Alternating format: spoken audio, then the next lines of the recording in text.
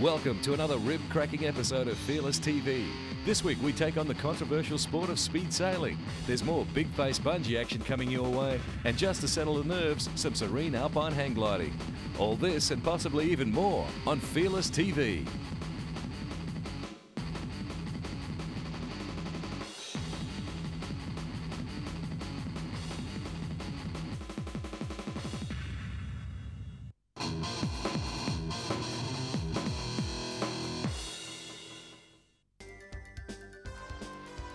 The so-called sport of bungee jumping has been around for many years now, but still rates a mention in the extreme sports scene because of a number of people unable or unwilling to put their lives on the end of a cord and test its safety. Among certain tribes of Papua New Guinea, the act of diving headfirst towards the earth from a tower attached by the ankles to special vines, which have some elasticity and enough strength to hold the jumper's weight, was a test of manhood. As the vines could not always be tested before the jumps, the results were far more random, but in most cases relatively safe, as the jumpers head towards an angled slope to lessen the impact if it should occur.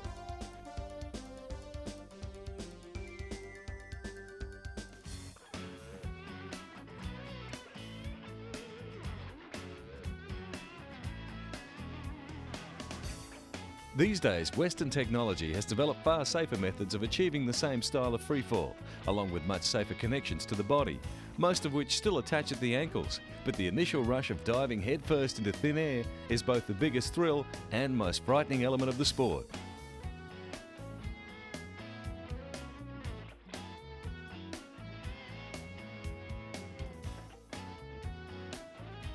Various forms of the sport have been tried and tested, from double jumps to reverse bungee and even bungee running, which involves the use of a cord and the runners in harness attempting to see how far they can travel horizontally before momentum runs out and the elasticity of the cord takes over. Bridge and tower bungee remain the most popular forms of the sport because of their accessibility. While you ponder the next leap, here's some more eye-popping action to take in.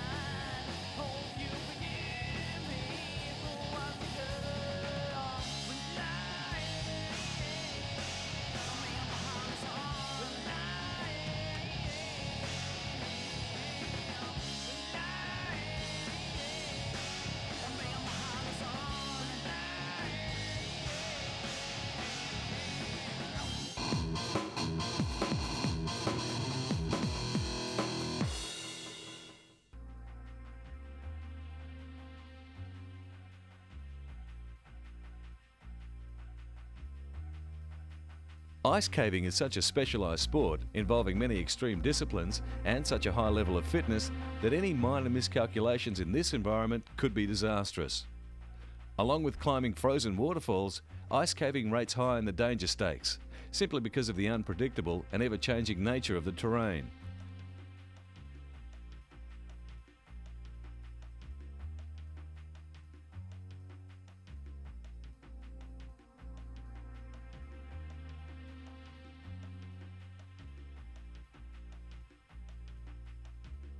The first obstacle to be overcome is the climb to reach these rarely seen spectacles of nature, a challenge in itself, which requires a considerable level of fitness and climbing ability. As in any high altitude climbing, all climbers are connected by safety ropes, with the lead climber securing the guide rope to available features.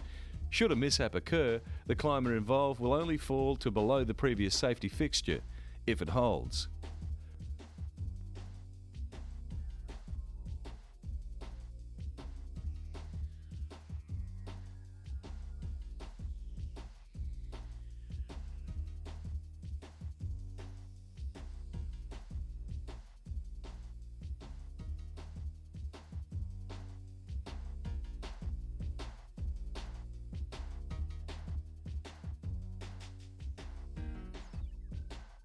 Often the difficulty lies in crossing large expanses of slow-moving ice covered by snow, as it is hard to gauge the stability of the underlying surface. Just as much as it creates hazards for climbers to face, this environment also creates some of the most spectacular formations encountered on the planet, and reaching the ever-changing mouth of the ice cave is one of those highlights.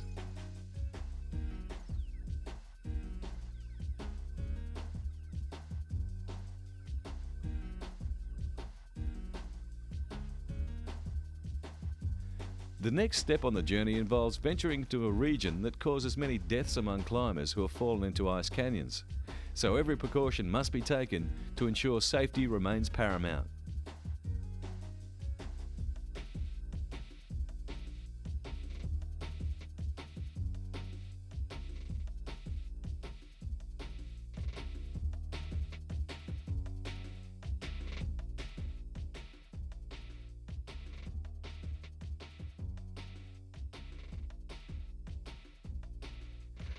Ice caving involves exploring areas that most alpine adventurers treat with the utmost respect, and due to the fluid nature of the conditions that created these formations, awareness must remain on nature's ability to change them just as quickly.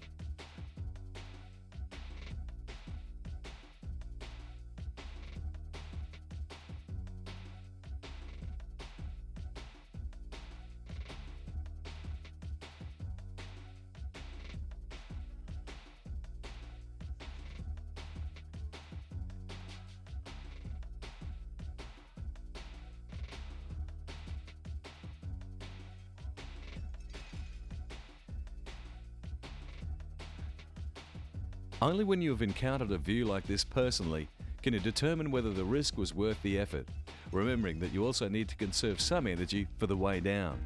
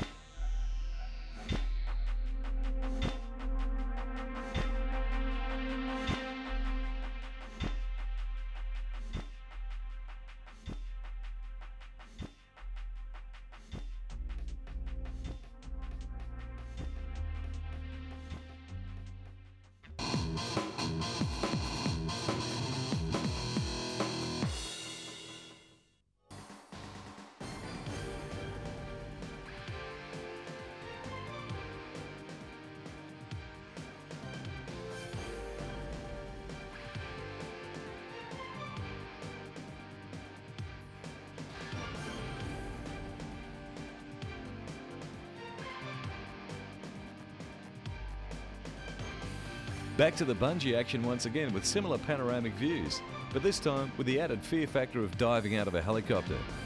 We're not sure that the 500 jumps per cable rule applies in these circumstances, but you'd want to be fairly certain of the pilot's ability and the maintenance record of the chopper.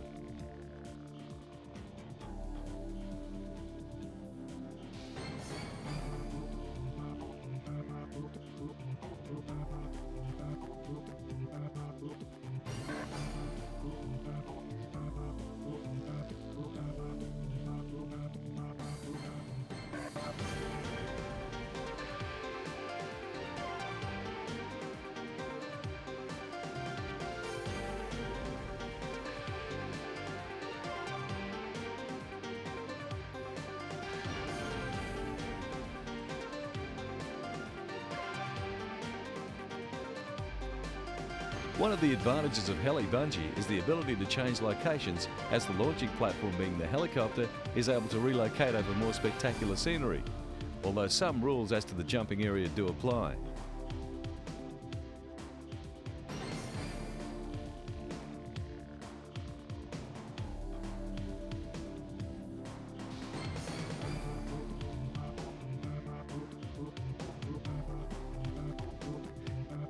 Heli bungee could be seen as the next logical step towards parachuting and serves as an ideal training platform for those concerned with exiting an aircraft at 10,000 feet, which is most of us. Check out some of this medium altitude action.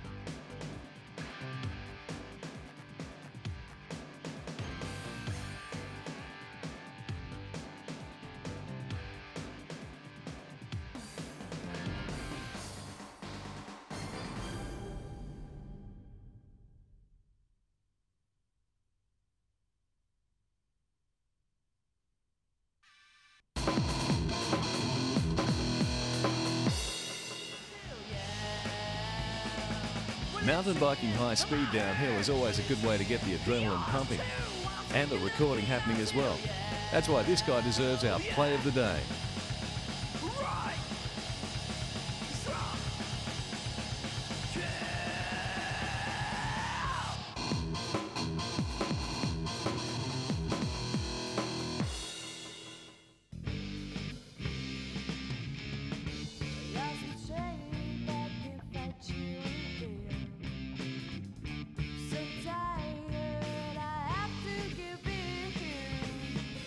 Forgot the reason why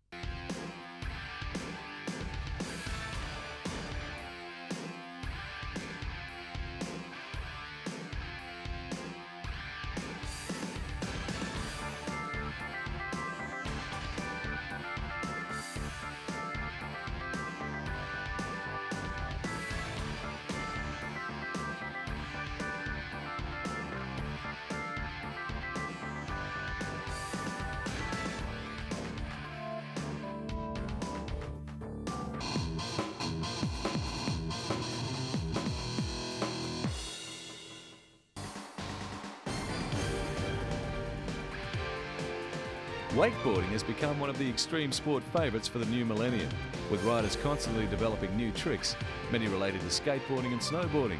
And as every new season passes in the mountains, more tricks begin to filter through into the water.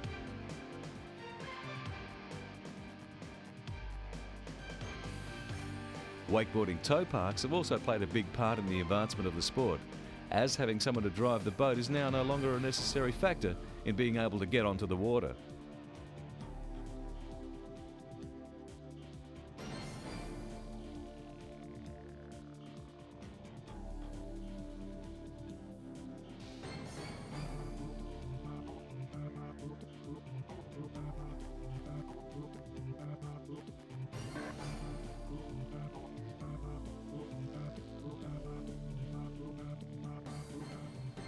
Wakeboard parks allow ample time for the perfection of more difficult tricks, although some final adjustment has to be made to apply the same routine when being towed behind a boat.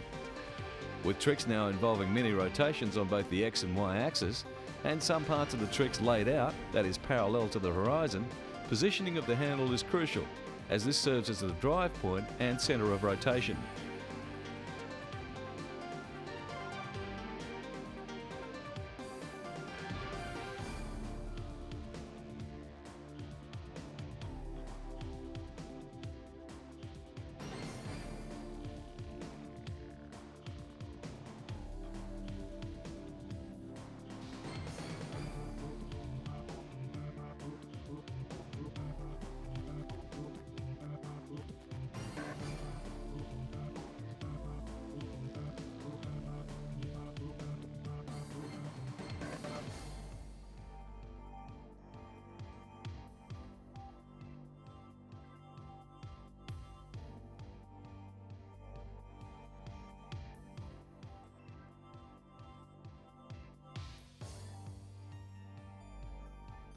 Moves such as the double S-bend and Mobius flip, along with the racquetball, are only a small glimpse of what is to come in the future.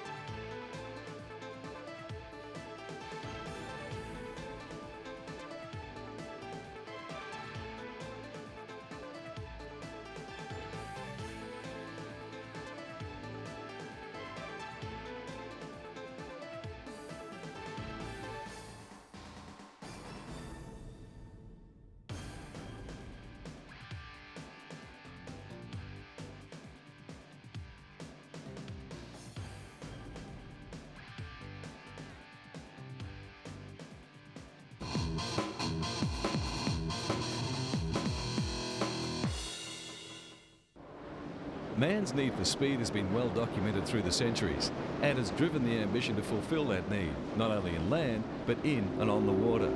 Speed sailing is one area that has benefited from recent technological advancements, including lighter hull constructions and sail assemblies made from composite fibres, some directly derived from the aerospace industry. Much like Formula One motor racing, attention to detail in the structural components used in the assembly of each craft is crucial, as both weight reduction and increased strength are paramount to performance. The results of such a specialised endeavour can be seen in the design of the current world speed sailing record holder, a vessel that cannot be turned and can only sail in one direction. Catamarans were the first to gain a consistent foothold in the record books due to their ability to minimise contact with the water by using two slender hulls and massive rigs carrying giant sails. This approach led to hugely overpowered sailboats that tended to self-destruct under load as much as set records. The mid-90s saw the development of sailing hydrofoils, capable of speeds in excess of 50 knots in the French trench, and more recently an Australian-designed trifoil, using smaller skis rather than hydrofoils, has just managed to edge out the Californians. With constant innovation, who knows what the top speed on water may become.